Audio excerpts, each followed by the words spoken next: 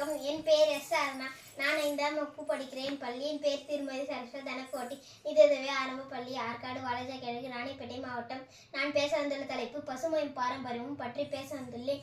தேடி சோறு நிதம் தின்று பல சின்னஞ்சிறு கதைகள் பேசி மனம் வாடி துன்பம் மிகு உழன்று பிறர் வாட பல செயல்கள் செய்து நரை கூடி கிளை பருவம் எய்து கொடுங்குட்டு கிரையென பின் மாயும் பல வேடிக்கை மனிதரை போலே நான் வீழ்வேன் என்று நினைத்தாயோ?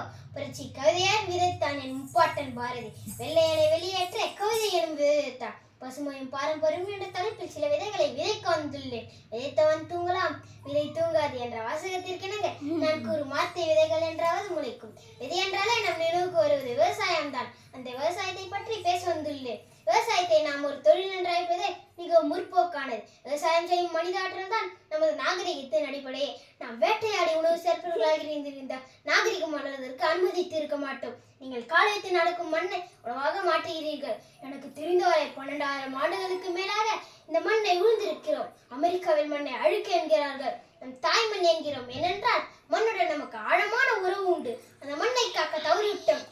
விவசாயி பயப்படுகிறான். பொன்மேலிருந்து பூமியில் தேவையற்ற புல்செடியில் கூட முளைக்க மறுகிறது. சற்று யோசித்து பாருங்கள் நண்பர்களே.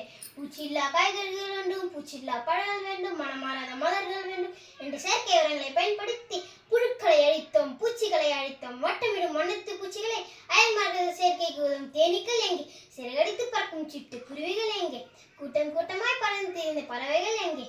விவசாயம் மட்டும் பயப்படவில்லை, நம்மை சுற்றி வாழும் அனைத்து உயிரினங்களும் பயப்படுகின்றன.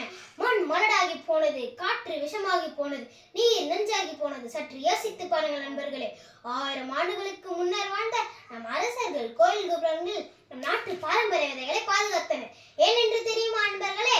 அந்நிய படைகளின் ஆதிக்கத்தால் நாம் இல்லாவிட்டாலும் நம் மக்களுக்கு உணவிற்கு பஞ்சம் இருக்கக்கூடாது, அன்று யாரும் உணவிற்காக இயங்கக்கூடாது என்று பேரிடர் காலங்களில் ஏற்படும் புயல், சுனாமி, பெருமழை காலங்களில் ஊரே அழிந்தாலும் நம் நாட்டு பாரம்பரிய உதைகள் அழிக்கூடாது, அன்று யாரும் இயங்கக்கூடாது. உணவிற்காக விதைகளை பாதுகாத்தான் நம் அரசன்.